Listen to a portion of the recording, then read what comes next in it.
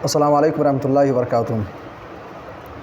الحمدللہ رب العالمین والصلاة والسلام علی رسول اللہ، اشہد ان لا الہ الا اللہ واشہد ان محمدا عبدہ ورسولہ، اما بعد فاعوذ باللہ من الشیطان الرجیم، بسم اللہ الرحمن الرحیم۔ قال اللہ تعالی فی کلامہ المجید والفرقان الحمید، انا انزلناہ فی لیلۃ مبارکہ۔ معزز سامعین کرام، اسلامی خواتین، آج کے ہمارے درس کا جو ٹاپک ہے شب برات کی حقیقت۔ اس سے پہلے کہ ہم شب برات کی حقیقت کے تعلق سے جو ہمارا موضوع ہے اس پر ہم گفتگو کریں، ایک چیز یہاں پہ میں واضح کر دینا چاہوں گا، چونکہ آج کئی مہینوں سے ہمارا یہ آن لائن درس چل رہا ہے الحمدللہ، لیکن آج سے کیا ہے کہ اس کے اندر تھوڑی سی تبدیلی کی گئی ہے، اور تبدیلی یہ ہے کہ اس سے پہلے ہوتا یہ تھا کہ اس درس کے اندر صرف اور صرف مرد حضرات، یعنی کیا ہے کہ صرف اور میل ہی اس کے اندر کیا ہے کہ شریک ہوا کرتے تھے، لیکن آج سے خواتین بھی اس درس کے اندر شریک ہیں۔ تو آئیے بلا کسی مزید تمہید کے موضوع کو ہم شروع کرتے ہیں، اور ہمارا جو عنوان ہے شب برات کی حقیقت، ہم اس تعلق سے 6 پوائنٹ پر انشاءاللہ آپ کے سامنے بات رکھنے کی کوشش کروں گا۔ سب سے پہلا پوائنٹ یہی ہے کہ شب برات کا معنی کیا ہے، شب برات کا معنی اور مفہوم کیا ہے۔ دیکھیے، شب برات جو ہے یہ 2 الفاظ کا مجموعہ ہے۔ سب سے پہلا لفظ ہے شب، اور شب جو ہے یہ فارسی لفظ ہے، جس کا مطلب ہوتا ہے کہ غروب آفتاب سے لے کر کے صبح تک کا جو وقت ہے اس کو شب کہا جاتا ہے، جس کو آپ دوسرے الفاظ میں یوں کہہ لیجیے، شب کا مطلب ہوتا ہے رات، نائٹ۔ اور اسی سے ایک لفظ آپ سنتے ہوں گے اردو زبان کے اندر، شب بیداری کرنا، یعنی رات کو جاگنا، اور دعائیہ کلمات بھی لوگ استعمال کرتے ہیں، شب بخیر کلمہ دعا کے طور پر، یعنی رات آپ کی خیر و عافیت کے ساتھ گزرے۔ اور آپ دیکھیں گے کیا کہ اگر آپ کو شعر و شاعری سے، ادب سے اگر آپ کو دلچسپی ہے تو شعراء بالخصوص شب کا لفظ عام طور سے بہت استعمال کرتے ہیں۔ علامہ اقبال کا نام آپ نے سنا ہوگا، علامہ اقبال کی ایک بڑی مشہور غزل ہے، اس کے اندر انہوں نے اس لفظ کو استعمال کرتے ہوئے کچھ یوں کہا ہے کہ ستاروں سے آگے جہاں اور بھی ہیں، ابھی عشق کے امتحاں اور بھی ہیں، اسی روز و شب میں الجھ کر نہ رہ جا کہ تیرے زمان و مکاں اور بھی ہیں۔ تو شب کا مطلب ہوتا ہے رات، شب کا مطلب ہوتا ہے نائٹ۔ دوسرا لفظ ہے برات۔ برات کا معنی کیا ہوتا ہے؟ جب آپ اردو ڈکشنری اٹھائیں گے تو اس کے آپ کے بہت سارے معنی آپ کو ملیں گے۔ ایک معنی تو یہ ہے کہ کسی چیز سے بیزاری، پاک ہونا، دور ہونا، چھٹکارا حاصل کرنا، نجات حاصل کرنا۔ گویا کہ شب برات کا معنی کیا ہوا؟ یعنی بیزاری والی رات۔ اور عام طور سے جو لوگ اس لفظ کا استعمال کرتے ہیں، شب برات کا جو لفظ استعمال کیا جاتا ہے، دراصل یہاں پہ مراد یہ ہوتی ہے کہ جہنم سے بیزاری والی، جہنم سے آزادی والی رات یہاں پہ مراد ہوا کرتی ہے عام طور سے۔ بہرحال، اور بات اگر شب برات کے معنی اور مفہوم کی چل رہی ہے تو ایک چیز فائدے سے خالی نہ ہوگی، جب آپ کتابوں کا مطالعہ کریں گے تو شب برات کے آپ کو بہت سارے نام ملیں گے۔ شب برات ایک تو بڑا نام، یہ مشہور نام ہے، لیکن اس کے اور بھی بہت سارے نام آپ کو ملیں گے۔ جیسے اہل علم نے اس کا ایک نام ہے لیلۃ الدعا بھی ذکر کیا ہے، دعا والی رات، چونکہ خصوصی طور پہ لوگ دعائیں کرتے ہیں اس رات میں۔ اس رات کا ایک نام کیا ہے کہ لیلۃ القسمہ ہے، قسمت تقسیم والی رات ہے۔ اور ایسے ایک نام اس کا لیلۃ المبارکہ ہے، مبارک والی رات ہے۔ لیلۃ الغفران والعتق من النیران، مغفرت والی رات، جہنم سے آزادی والی رات۔ اور انور شاہ کاشمیری کا نام آپ نے سنا ہوگا، انہوں نے اپنی کتاب العرف الشذی شرح سنن الترمذی کے اندر ایک نام اس کا یہ بھی ذکر کیا ہے، لیلۃ البراءہ۔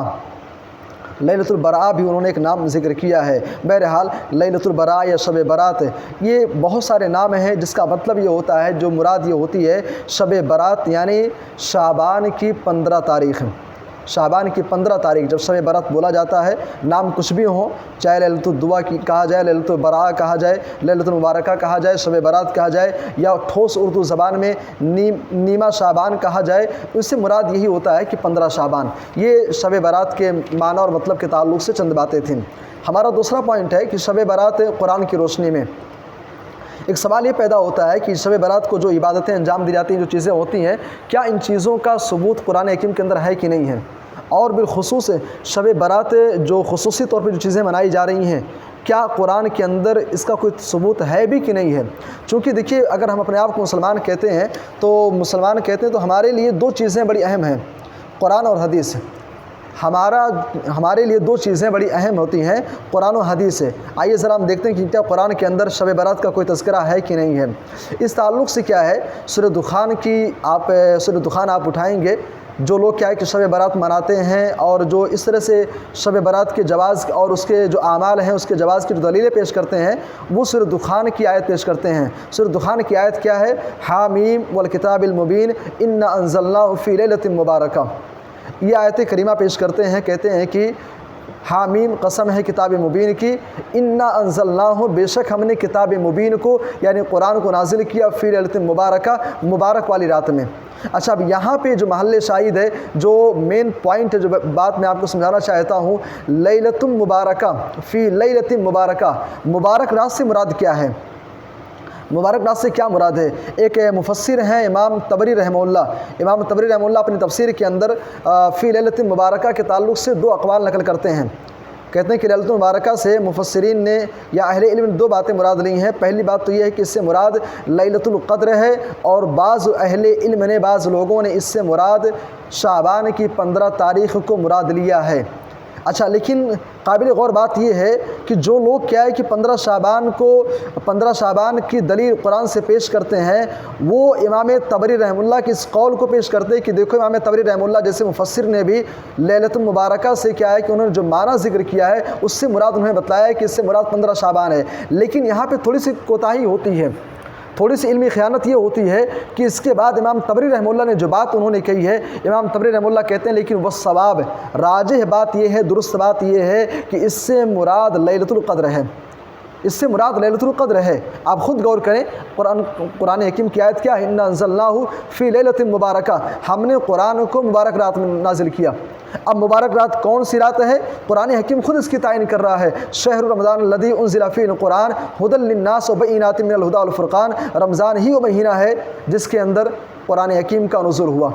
قرآن ہی اس بات کی طرف اشارہ کر رہا ہے کہ قرآن مبارک رات سے مراد کیا ہے کہ یہ رمضان کی رات ہے، مراد ہے شب قدر مراد ہے، نہ کہ اس سے مراد 15 شعبان ہے۔ اگر 15 شعبان کو مانا جائے تو گویا کہ قرآن کے خلاف ہوگا کہ قرآن کا نزول شعبان کے مہینے میں ہوا۔ بہرحال خلاصے کا نام یہ ہے کہ جو لوگ یہ معنی مراد لیتے ہیں کہ لیلۃ المبارکہ سے مراد کیا ہے 15 شعبان ہے، یہ مراد ہی ان کی درست نہیں ہے۔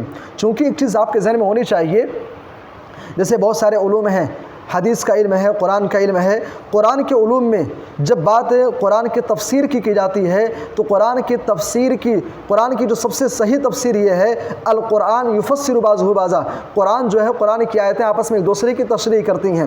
تو ہمیں سب سے پہلے قرآن کی کسی آیت کا معنی اگر سمجھنا ہو تو ہم خود قرآن کے اندر دیکھیں کیا قرآن کے اندر اس کا ثبوت ہے کہ نہیں ہے۔ اور ایک چیز یہاں پہ یہ بھی اشارہ کرتا چلوں، حافظ ابن کثیر رحمہ اللہ کا نام آپ نے سنا ہوگا، ان کی تفسیر ابن کثیر آپ نے پڑھی بھی ہوگی، آپ نے دیکھی بھی ہوگی۔ حافظ ابن کثیر رحمہ اللہ اس آیت کریمہ انا انزلناہ فی لیلۃ مبارکہ کے تحت لکھتے ہیں، کہتے ہیں کہ ومن قال انہا لیلۃ النصف من شعبان، امام ابن کثیر رحمہ اللہ کہتے ہیں کہ جو شخص یہ کہتا ہے کہ مبارک رات سے مراد 15 شعبان ہے، فقد ابعد النجع، ایسا انسان ابعد النجع ہے۔ ابعد النجع کیا چیز ہے؟ عربی زبان کے اندر، عرب کے اندر ایک مثل بولی جاتی ہے، ایک کہاوت کہی جاتی ہے، ابعد النجع، اور ابعد النجع کا مطلب یہ ہوتا ہے کہ ایک انسان کسی راستے پر نکلا، حقیقی منزل پر نہ پہنچ کر کے کسی اور راستے پر چلا گیا، ایسے انسان کو ابعد النجع کہا جاتا ہے۔ فار ایگزامپل، آپ بہار سے اگر بامبے کے لیے آپ آ رہے ہیں، لیکن بامبے کی ٹرین پر بیٹھنے کے بجائے آپ کسی اور گاڑی پر بیٹھ گئے، بامبے آنے کے بجائے آپ حیدرآباد پہنچ گئے، آپ ابعد النجع ہیں۔ حافظ ابن کثیر رحمہ اللہ کہنا کہتے ہیں کہ جو شخص یہ کہتا ہے کہ لیلۃ المبارکہ سے مراد 15 شعبان ہے، ایسا انسان، اس نے کوشش تو کیا لیکن حقیقی معنی اور مفہوم نہیں پا سکا، اور اسی لیے علامہ ابن قیم رحمہ اللہ اپنی کتاب شفاء العلیل کے اندر کہتے ہیں ومن زعم انہا لیلۃ النصف من شعبان فقط غلط، جو انسان یہ کہتا ہے کہ لیلۃ المبارکہ سے مراد کیا ہے 15 شعبان ہے، ایسا انسان غلط بول رہا ہے، وہ ثواب کو نہیں پہنچ سکا اور صحیح بات کو نہیں پہنچ سکا۔ یہ ہمارا دوسرا پوائنٹ تھا شب برات قرآن کی روشنی میں۔ خلاصہ کلام یہ ہے کہ قرآن کے اندر شب برات کا 15 شعبان کا خصوصی طور پہ کوئی ذکر ہے ہی نہیں۔ آگے بڑھیے، تیسرا پوائنٹ ہمارا یہ ہے 15 شعبان یا شب برات حدیث کی روشنی میں، قرآن کی روشنی میں ہم نے دیکھ لیا، قرآن میں اس کا کوئی ثبوت نہیں ہے۔ حدیث کی روشنی میں حدیث کی روشنی میں 15 شعبان یا شب برات کی کیا حقیقت ہے؟ دیکھیے 15 شعبان کے تعلق سے احادیث کے اندر خصوصی طور پہ جو ہمارے سماج کے اندر جو چیزیں ہو رہی ہیں، خصوصی طور پہ اللہ کے نبی صلی اللہ علیہ وسلم سے اس کا کوئی ثبوت نہیں ہے۔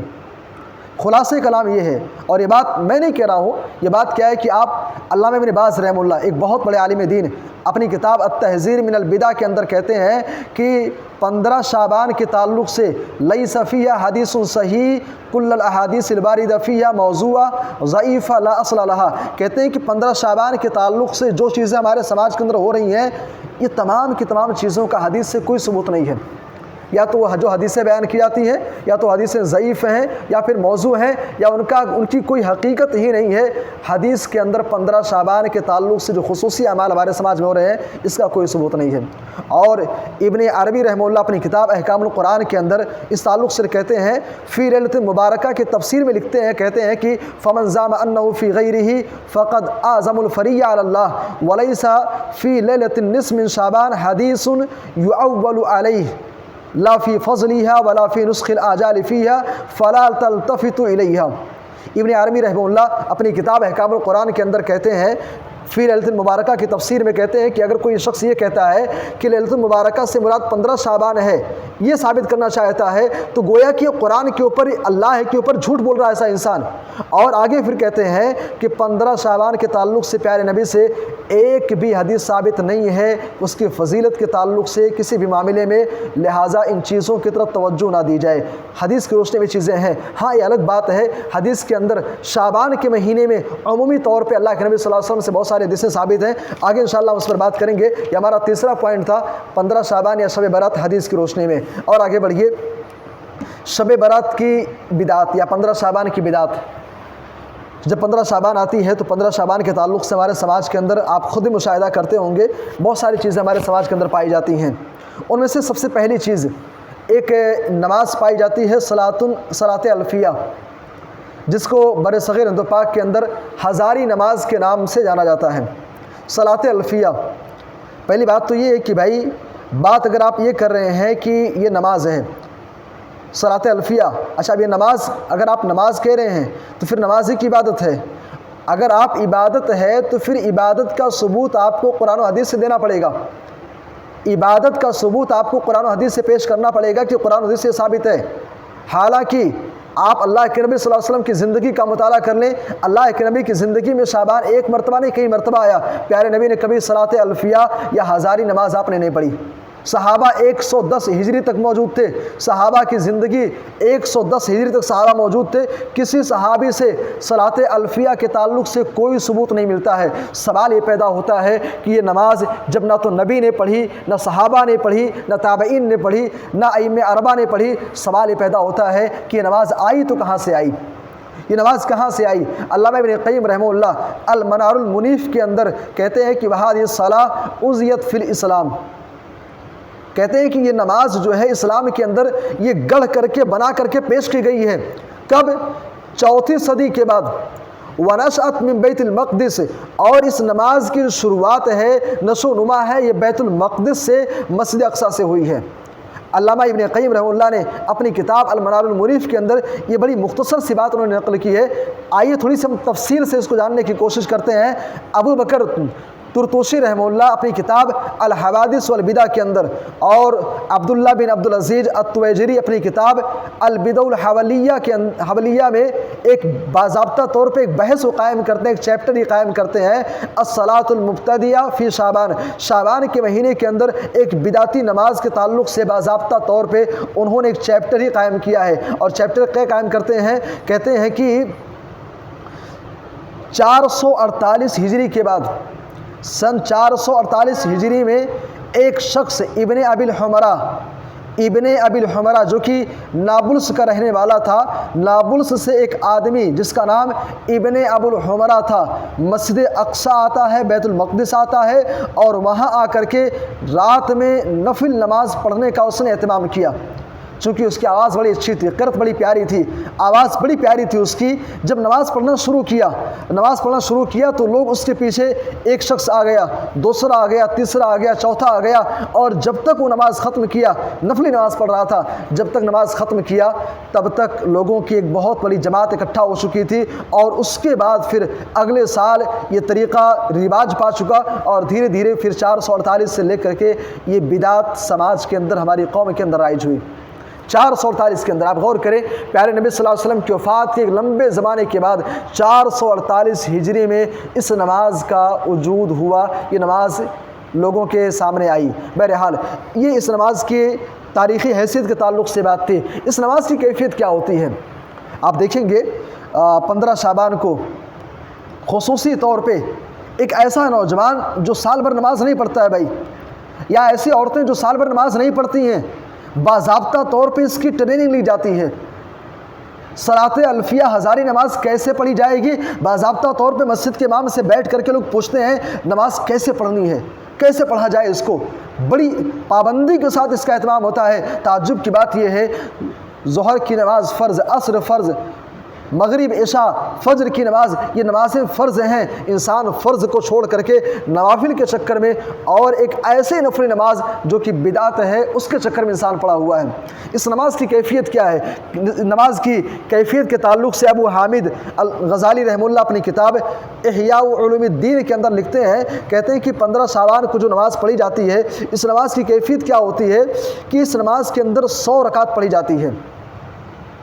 نام ہے ہزاری نماز، رکعت پڑھی جاتی ہے 100 رکعتیں، اور 2 رکعت پڑھ کر کے سلام پھیرا جاتا ہے۔ ہر رکعت کے اندر سورۃ الفاتحہ کے بعد سورۃ الاخلاص پڑھا جاتا ہے۔ کتنی مرتبہ؟ 11 مرتبہ 11 مرتبہ سورۃ الاخلاص کو پڑھا جاتا ہے۔ اچھا، اس کے بعد پھر امام غزالی رحمہ اللہ ایک اور شکل بتاتے ہیں، کہتے ہیں کہ اس کی ایک صورت یہ بھی ہے کہ آدمی اگر یہ چاہے 10 رکعت نماز پڑھے، 10 رکعت، اور ہر رکعت کے اندر سورۃ الفاتحہ کے بعد 100 مرتبہ قل اللہ احد پڑھے، 100 مرتبہ قل اللہ احد پڑھے، یہ اس نماز کی کیفیت ہے۔ دو رکعت کر کے نماز پڑھنی ہے، سورۃ الفاتحہ اور اس کے بعد پھر سورۃ الاخلاص ہے، یا تو کیا ہے کہ 11 مرتبہ یا 10 مرتبہ یا پھر 100 مرتبہ کر کے یہ سورۃ الاخلاص اس کے اندر پڑھی جاتی ہے۔ بہرحال یہ اس نماز کی کیفیت ہے۔ خلاصہ کلام یہ ہے بھائی، اس نماز کا اسلام کے اندر کوئی ثبوت نہیں ہے، اور اسی لیے شیخ الاسلام ابن تیمیہ رحمہ اللہ اپنی کتاب جامع المسائل کے اندر جہاں بہت ساری بدعت و خرافات کا ذکر کرتے ہیں، وہیں پر کہتے ہیں وہ صلاۃ الرغائب جو کہ ماہ رجب میں پڑھی جاتی ہے، بدعت ہے باتفاق ائمۃ الدین، ائمہ دین کا اس بات پر اتفاق ہے کہ صلاۃ الرغائب بدعت ہے۔ اور آگے کہتے ہیں والفیۃ نصف شعبان، اور 15 شعبان کو جو ہزاری نماز پڑھی جاتی ہے یہ بھی بدعت ہے، اس کا دین سے، شریعت سے کوئی تعلق نہیں ہے۔ اور یہی بات اپنی کتاب مجموع الفتاویٰ کے اندر بھی کہتے ہیں فہذا بدعہ، یہ صلاۃ، یہ نماز جو ہے، ہزاری نماز جو ہے، یہ بدعت ہے۔ سامعین کرام، ماہ شعبان کے اندر شب برات کو جو بدعت انجام دی جاتی ہیں، وہ پہلی بدعت ہے صلاۃ الفیہ ہزاری نماز ہے۔ اور آگے بڑھیے، دوسری بدعت ہے روزہ اور قیام۔ آپ دیکھیں گے 15 شعبان کو خصوصی طور پہ روزہ رکھا جاتا ہے، 15 شعبان کو، اور 15 شعبان کی رات کو خصوصی طور پہ قیام کیا جاتا ہے، جس کے اندر یہ صلاۃ الفیہ پڑھی جاتی ہے۔ اچھا، اس تعلق سے ایک حدیث بیان کی جاتی ہے، آئیے ذرا وہ حدیث دیکھتے ہیں، حدیث کون سی ہے؟ امام البانی رحمہ اللہ اپنی کتاب ضعیف ابن ماجہ کے اندر ایک روایت نقل کرتے ہیں، کہتے ہیں کہ اذا كانت لیلۃ النصف من شعبان، جب 15 شعبان آ جائے فقوموا لیلہا وصوموا نہارہا، جب 15 شعبان آ جائے تو دن کے اندر روزہ رکھو، رات میں قیام کرو۔ سنن ابن ماجہ کی روایت ہے، علامہ البانی رحمہ اللہ نے ضعیف ابن ماجہ کے اندر اس روایت کو ضعیف جدہ بلکہ موضوع قرار دیا ہے کہ اس روایت کا اللہ کے نبی صلی اللہ علیہ وسلم سے کوئی ثبوت نہیں ملتا ہے، کوئی ثبوت ہی نہیں ہے۔ بھائی ذرا تصور کریں، 15 شعبان کو خصوصی طور پہ، ہاں شعبان کے مہینے میں اللہ کے نبی صلی اللہ علیہ وسلم روزہ رکھتے تھے، صحیح بخاری وغیرہ کی روایتیں ہیں، اما عائشہ کہتی ہیں کہ اللہ کے نبی صلی اللہ علیہ وسلم شعبان کے مہینے میں جس قدر روزوں کا اہتمام کیا کرتے تھے، رمضان کے علاوہ کسی اور مہینے کے اندر اس قدر اہتمام اللہ کے نبی صلی اللہ علیہ وسلم نہیں کرتے تھے۔ شعبان کے مہینے میں اللہ کے نبی صلی اللہ علیہ وسلم روزہ ضرور رکھتے تھے، لیکن میرے بھائی اور دوستو خصوصی طور پہ 15 شعبان کا روزہ پیارے نبی صلی اللہ علیہ وسلم سے اس کا کوئی ثبوت نہیں ہے، اس کا کوئی ثبوت نہیں ہے۔ ہاں اگر کوئی شخص ایسا ہے جو ایام 20 کے روزے رکھتا ہے، 13، 14، 15 کا روزہ رکھتا ہے، تو ایسا انسان روزہ رکھ سکتا ہے، لیکن خصوصی طور پہ ہم 15 شعبان ہی کو روزہ رکھیں گے تو کم از کم اس کا آمینہ کے لال سے جناب محمد رسول اللہ سے اس کا کوئی ثبوت نہیں ہے۔ یہ دوسری بدعت ہے 15 شعبان کو خصوصی طور پہ روزہ رکھنا۔ اور آگے بڑھیے، تیسری بدعت ہے قبر کی زیارت۔ آپ دیکھیں گے 15 شعبان کو خصوصی طور پہ قبروں کی زیارت کی جاتی ہے بھائی، قبر کی زیارت ہوتی ہے خصوصی طور پہ۔ اچھا، اور اس کے تعلق سے دلیل بھی پیش کی جاتی ہے، اس کے تعلق سے دلیل بھی پیش کی جاتی ہے۔ یہاں پہ ایک چیز میں آپ کو بتاتا چلوں، ایک طویل زمانے تک، ایک لمبے زمانے تک ان کا جو معاملہ تھا، جو اہل بدعت ہیں، وہ جو من میں آتا تھا، جو چیزیں آتی تھی کرتے تھے، دلیل سے کوئی تعلق نہیں تھا۔ لیکن اللہ کا شکر ہے کہ جماعت اہل حدیث اور جماعت اہل حدیث نے جب دلیل کی بات کرنا شروع کیا تو انہوں نے بھی دلیل کا رخ اختیار کیا۔ اچھا، اس تعلق سے دلیل کیا پیش کرتے ہیں؟ قبر کی زیارت کے تعلق سے دلیل یہ پیش کرتے ہیں، کہتے ہیں کہ جامع ترمذی کی روایت ہے، اما عائشہ رضی اللہ تعالیٰ عنہ کہتی ہیں کہ اللہ کے نبی صلی اللہ علیہ وسلم کی باری ان کے یہاں تھی، پیارے نبی صلی اللہ علیہ وسلم رات میں اٹھ کر کے آپ بقیع کے قبرستان میں آپ چلے گئے۔ اما عائشہ اللہ کے نبی کی تلاش میں نکلتی ہیں، اور اس کے بعد تفصیل کا واقعہ ہے، اما عائشہ وہاں پہنچتی ہیں، پھر اللہ کے نبی سے سوال کرتی ہیں، کچھ بات چیت ہوتی ہے۔ اس موقع پر اللہ کے نبی صلی اللہ علیہ وسلم نے فرمایا تھا کہ عائشہ ان اللہ ینزل لیلۃ النصف من شعبان، اے عائشہ اللہ تعالیٰ 15 شعبان کو آسمان دنیا پر تشریف لاتا ہے، فیغفر اللہ تعالیٰ معاف کرتا ہے، لاکثر من عدد شعر غنم کلب، اللہ تبارک و تعالیٰ عرب کے قبیلے بنو کلب کی بکریوں کے بال کے برابر اللہ تعالیٰ مغفرت فرماتا ہے۔ یہ حدیث بیان کی جاتی ہے اور کہا جاتا ہے کہ اللہ کے نبی صلی اللہ علیہ وسلم 15 شعبان کو خصوصی طور پہ پیارے نبی صلی اللہ علیہ وسلم قبرستان کی زیارت کے لیے آپ گئے ہوئے تھے، لہٰذا قبرستان کی زیارت کرنا جائز ہے۔ میرے بھائی اور دوستو، جامع ترمذی کا حوالہ دیتے ہوئے ہمارے وہ احباب، ہمارے وہ بھائی جو حوالہ پیش کرتے ہیں، میں ان سے کہنا چاہوں گا، آپ امام ترمذی رحمہ اللہ نے اس حدیث کو نقل کرنے کے بعد جو بات انہوں نے کہی ہے، امام ترمذی رحمہ اللہ اپنے استاد امام بخاری رحمہ اللہ کا قول نقل کرتے ہیں، کہتے ہیں کہ ہمارے استاد امام بخاری رحمہ اللہ نے اس حدیث کو ضعیف قرار دیا ہے۔ یہ حدیث ہی صحیح نہیں ہے، اس حدیث کو امام بخاری رحمہ اللہ نے ضعیف قرار دیا ہے، اور امام ترمذی رحمہ اللہ جامع ترمذی کے اندر اس روایت کو نقل کرنے کے بعد کہتے ہیں کہ ہمارے استاد نے اس حدیث کو ضعیف قرار دیا ہے۔ یہ کم ظرفی ہے کہ آپ امام ترمذی رحمہ اللہ کی جامع ترمذی سے یہ روایت آپ اٹھاتے ضرور ہیں، لیکن انہوں نے جو حکم لگایا ہے اس حکم کو آپ چھوڑ دیتے ہیں۔ بہرحال خلاصہ کلام یہ ہے، قبرستان کی زیارت کرنا بالکل جانا چاہیے، سنت بھی ہے، آپ جا بھی سکتے ہیں، لیکن جا کر کے خصوصی طور پہ دن کو خاص کرنا میرے بھائی اور دوست کم از کم اسلام میں اس کی تو گنجائش موجود نہیں ہے۔ یہ تیسری بدعت ہے۔ اور آگے بڑھیے، 15 شعبان کو خصوصی طور پہ جو بدعت انجام دی جاتی ہیں اس میں سے چوتھی بدعت یہ ہے، خصوصی طور پہ بھائی شیریں بنائی جاتی ہیں، حلوہ بنایا جاتا ہے، میٹھی چیزیں بنائی جاتی ہیں، اور میٹھی چیز بنا کر کے لوگ کیا آپس میں تقسیم کرتے ہیں، کھاتے ہیں۔ اچھا، حلوہ کی حقیقت کیا ہے بھائی؟ دیکھیے، پہلی بات تو یہ ہے کہ اسلام دین فطرت ہے۔ اسلام ہرگز یہ نہیں کہتا ہے کہ آپ میٹھی چیزیں مت کھائیے، یقیناً آپ میٹھی چیزیں آپ کا دل کر رہا ہے آپ کھائیے، لیکن اس کو دین سے آپ جوڑیے، شریعت سے آپ جوڑیے۔ آپ یہ دلیل پیش کیجئے کہ اللہ کے نبی صلی اللہ علیہ وسلم غزوہ احد میں آپ کے دانت شہید ہوئے تھے، اللہ کے نبی نے حلوہ بنوایا، اللہ کے نبی حلوہ کھائے تھے، سو ہم بھی حلوہ کھائیں گے۔ میرے بھائی اور دوستو، اللہ کے نبی صلی اللہ علیہ وسلم مان لیا جائے کہ اللہ کے نبی صلی اللہ علیہ وسلم دانت مبارک شہید ہونے پر آپ نے حلوہ کھایا، تو یہ غزوہ احد کا معاملہ ہے بھائی، اور غزوہ احد شوال کے مہینے میں پیش آیا، اور شوال کا مہینہ رمضان کے بعد کا ہے۔ آپ اللہ کے نبی صلی اللہ علیہ وسلم کی محبت میں، اللہ کے نبی صلی اللہ علیہ وسلم کی عقیدت میں آپ حلوہ کھا رہے ہو، لیکن یہ کون سی عقیدت ہے؟ پیارے نبی شوال کے مہینے میں حلوہ کھا رہے ہیں، آپ 2 مہینہ پہلے حلوہ کھا رہے ہو۔ اور ایک مزے کی بات آپ کو بتاؤں، حلوے کی بھی ایک حقیقت ہے۔ اس کی ایک تاریخی حقیقت ہے بھائی۔ امام ابن کثیر رحمہ اللہ اپنی کتاب البدایہ والنہایہ کے اندر حلبے کی حقیقت بیان کرتے ہوئے کہتے ہیں کہ ایک بادشاہ گزرا ہے، بلکہ ایک وزیر تھا، ایک شخص تھا جس کا نام تھا ابو غالب، وزیر فخر الملک محمد بن علی بن خلف، جو کہ واسط کا رہنے والا تھا۔ کہتے ہیں کہ وَهُوَ أَوَّلُ مَنْ فَرَّقَ الْحَلَابَةَ لَيْلَةَ النِّصْفِ مِنْ شعبان۔ کہتے ہیں کہ ابو غالب محمد بن علی یہ پہلا وہ انسان ہے، پہلا وہ شخص ہے جس نے 15 شعبان کو میٹھی چیز تقسیم کرنے کا رواج اس نے چالو کیا۔ معلوم کیا ہوا؟ سب سے پہلے ابو غالب محمد بن علی بن خلف واسطی جو کہ شخص ہے، اس نے سب سے پہلے 15 شعبان کو میٹھی چیزیں بنا کر کے تقسیم کرنے کا سلسلہ اس نے چالو کیا۔ اور یہ کب کی بات ہے؟ یہ سن 407 ہجری کی بات ہے، جس کو حافظ ابن کثیر رحمہ اللہ نے البدایہ والنہایہ کے اندر نقل کیا ہے۔ اسی طریقے سے میرے بھائی اور دوستوں، ماہ شعبان کے اندر 15 شعبان کو خصوصی طور پہ جو بدعت انجام دی جاتی ہیں، اس میں سے ایک بدعت ہے روحوں کی آمد۔ یہ امید لگائی جاتی ہے، یہ عقیدہ ہے، لوگ رکھتے ہیں کہ بھائی 15 شعبان کو روحیں گھر کو آتی ہیں، گھر والے قبرستان جاتے ہیں اور روحیں گھر کو آتی ہیں۔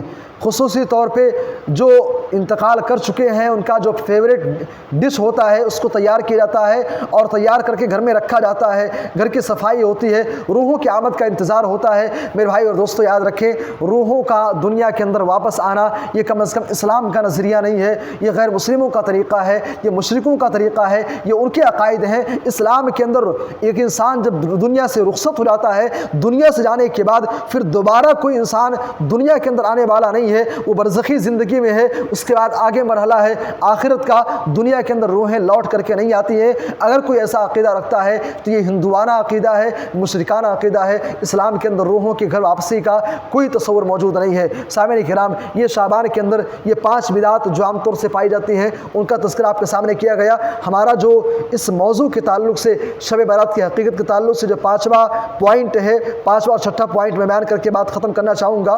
5واں پوائنٹ ہمارا یہ ہے، بہت سارے لوگ جو یہ چیزیں مناتے ہیں وہ کیا کہتے ہیں، بعض اشکالات پیش کرتے ہیں۔ اشکال کیا پیش کرتے ہیں؟ کہتے ہیں بھائی یہ نیکی ہی تو ہے، ہم قبرستان جا کر کے ہم دعائیں کر رہے ہیں، نیکی کا کام تو ہے۔ 15 شعبان کو اگر ہم روزہ رکھ رہے ہیں تو نیکی تو ہی ہے۔ 15 شعبان کو اگر ہم خصوصی طور پہ صلاۃ الفیہ اگر ہم پڑھ رہے ہیں تو نیکی ہی تو ہے، اس میں غلط کیا ہے؟ میرے بھائی اور دوستو، نیکی کو ثابت کرنے والے، نیکی بتلانے والے آپ کون ہوتے ہیں؟ آپ کی عقل نے یہ مان لیا، آپ کی عقل نے اس بات کو تسلیم کر لیا کہ یہ نیکی ہے۔ نیکی اس کا نام نہیں ہے، نیکی نام ہے اس چیز کا جو قرآن سے ثابت ہو، جو حدیث سے ثابت ہو۔ نیکی وہ ہے۔ اب اگر آپ یہ کہتے ہیں بھائی نیکی ہی تو ہے، یعنی اگر یہ اتنی عظیم نیکی ہے، اتنی بہترین نیکی ہے، تو کیا صحابہ کرام کو، کیا نعوذ باللہ اللہ کے نبی صلی اللہ علیہ وسلم جو آپ حجۃ الوداع کے موقع پر آپ نے اللہ تبارک و تعالیٰ کو گواہ بنا کر کے آپ نے کہا تھا، اے اللہ تو گواہ رہنا میں نے دین کو پہنچا دیا، کیا اگر یہ دین ہے، یہی شریعت ہے، اور اگر یہ چیزیں اگر درست ہوتی تو کیا اللہ کے نبی صلی اللہ علیہ وسلم پہنچانا آپ بھول گئے؟ یا آپ نے صحابہ کرام کو بتلایا، صحابہ نے اس کو چھپا لیا؟ میرے بھائی اور دوستو، ہماری اور آپ کی عقل طے نہیں کرے گی شریعت کیا ہے، ہماری اور آپ کی عقل یہ طے نہیں کرے گی نیکی کیا ہے۔ نیکی وہ ہے جس کا ثبوت قرآن سے ہو، جس کا ثبوت حدیث سے ہو، جس کو آمنہ کے لال نے نیکی کہا ہو، نیکی اس کو مانا جائے گا۔ یہ اشکال لوگ پیش کرتے ہیں۔ بہرحال اور بھی بہت سارے اشکالات ہیں، لیکن وقت کی رعایت کرتے ہوئے ہم اگلے پوائنٹ کی طرف بڑھتے ہیں۔ ہمارا جو آخری پوائنٹ ہے وہ ہے کہ شعبان کے تعلق سے جو ضعیف اور موضوع حدیثیں ہمارے سماج کے اندر بیان کی جاتی ہیں، 2-3 حدیثیں میں آپ کے سامنے رکھنا چاہوں گا۔ پہلی حدیث بیان کی جاتی ہے، کہتے ہیں کہ اللہ کے نبی صلی اللہ علیہ وسلم نے فرمایا، شعبان شہری، شعبان کا مہینہ جو ہے یہ میرا مہینہ ہے، ورمضان شہر اللہ، رمضان یہ اللہ کا مہینہ ہے۔ اب یہاں پہ جو لوگ مناتے ہیں کہتے ہیں کہ دیکھو پیارے نبی شعبان کو اپنا مہینہ قرار دے رہے ہیں، اور کتنے بے غیرت ہیں ایسے مسلمان جو شعبان کے مہینے میں خصوصی طور پہ 15 شعبان کو ہمارے ساتھ مل کر کے نمازیں نہیں پڑھ رہے ہیں، روزہ نہیں رکھ رہے ہیں، عبادتیں نہیں کر رہے ہیں۔ کتنے محروم ہیں ایسے لوگ۔ میرے بھائی اور دوستو، یہ روایت علامہ البانی رحمہ اللہ نے ضعیف الجامع کے اندر اس روایت کو، اس حدیث کو موضوع قرار دیا ہے، یہ روایت ثابت ہی نہیں ہے۔ اور آگے بڑھیے، ایک اور حدیث بیان کی جاتی ہے، کہا جاتا ہے کہ جو شخص 15 شعبان کو ہزاری نماز پڑھے گا، جو شخص 15 شعبان کو 1000 مرتبہ قل اللہ احد پڑھتا ہے 100 رکعت میں، کہتے ہیں کہ ایسا انسان دنیا سے وہ رخصت نہیں ہوگا یہاں تک کہ اللہ تبارک و تعالیٰ اس کے خواب کے اندر، یعنی اگر کوئی شخص 15 شعبان کو خصوصی طور پہ ہزاری نماز پڑھتا ہے تو اس کا ثواب یہ، اس کی فضیلت یہ بتائی جاتی ہے کہ ایسا انسان مرنے سے پہلے اللہ تعالیٰ اس کے خواب کے اندر اللہ تبارک و تعالیٰ 100 فرشتوں کو بھیجتا ہے۔ 30 فرشتے ایسے ہوتے ہیں جو اسے جنت کی بشارت دیں گے، 30 فرشتے ایسے ہوں گے جو اسے جہنم سے بچائیں گے، 30 فرشتے ایسے ہوں گے جو اسے گناہ سے بچائیں گے، اور 10 فرشتے ایسے ہوں گے یقیدون من آداہ، اس انسان سے جو شخص دشمنی رکھتا ہے اس کے خلاف دشمنی کریں گے۔ یہ فضیلت بیان کی جاتی ہے، لیکن معلوم ہونا چاہیے یہ روایت موضوع ہے، یہ روایت من گھڑت ہے، اللہ کے نبی صلی اللہ علیہ وسلم سے ثابت ہی نہیں ہے۔ ایک آخری موضوع اور من گھڑت روایت جو بیان کی جاتی ہے اس کو بیان کر کے بات ختم کرتے ہیں۔ ایک روایت بیان کی جاتی ہے، کہتے ہیں کہ جو شخص 15 شعبان کو 12 رکعت نماز پڑھتا ہے، یقرأ فی کل رکعت قل اللہ احد، ہر رکعت کے اندر قل اللہ احد پڑھتا ہے 30 مرتبہ، 12 رکعت پڑھتا ہے اور ہر رکعت کے اندر 30 مرتبہ قل اللہ احد پڑھتا ہے، لم یخرج حتی یری مقعدہ من الجنہ، وہ اپنی عبادت گاہ سے نہیں نکلے گا یہاں تک کہ جنت کے اندر اس کا ٹھکانہ دکھا دیا جائے گا۔